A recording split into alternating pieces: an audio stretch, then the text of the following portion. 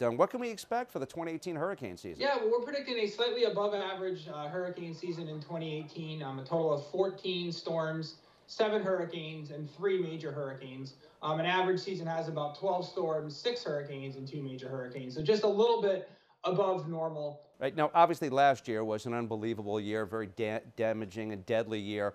How does this year look compared to what we just came out of? The western tropical Atlantic is a little warmer than normal, while the eastern tropical Atlantic is a little colder than normal. Obviously, if the waters are cooler than normal, that's good for us because that tends to mean fewer hurricanes.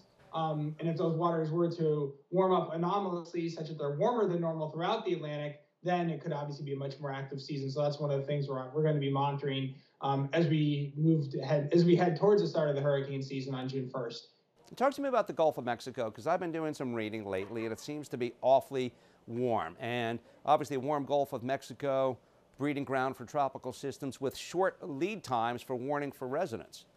Yeah, so if you look at Gulf of Mexico water temperatures and you correlate it with, say, activity in the Gulf, it's actually fairly low. And that's, I think, because, the Gulf of Mexico, regardless if it's warmer than normal or even cooler than normal, is always plenty hot to support pretty much any nasty hurricane you could want.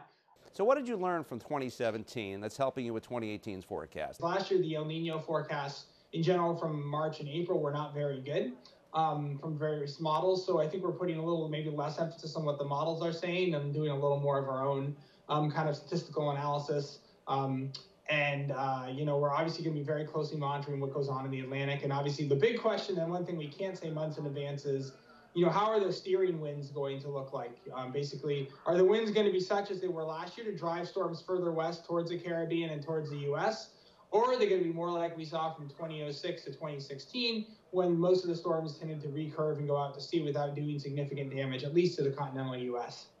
Now, Phil, NOAA's going to come out with their forecast shortly. Usually they're about a week or 3 or something behind you in the release of their forecast. Is it a competition, or you guys compare notes and try to work together to help each other? I mean, how does that work with them and what they do versus what you do?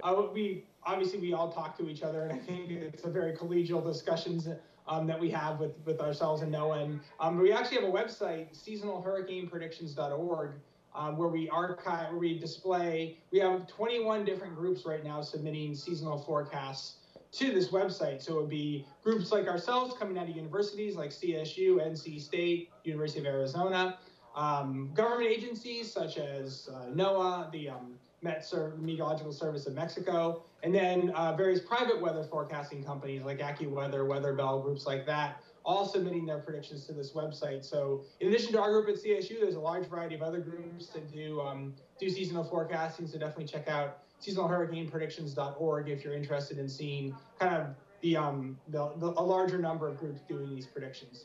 All right, Phil Klossbach, just want to say thank you very much for your time and your forecast. And when does the update to the forecast come? Yeah, the next update comes out on May 31st.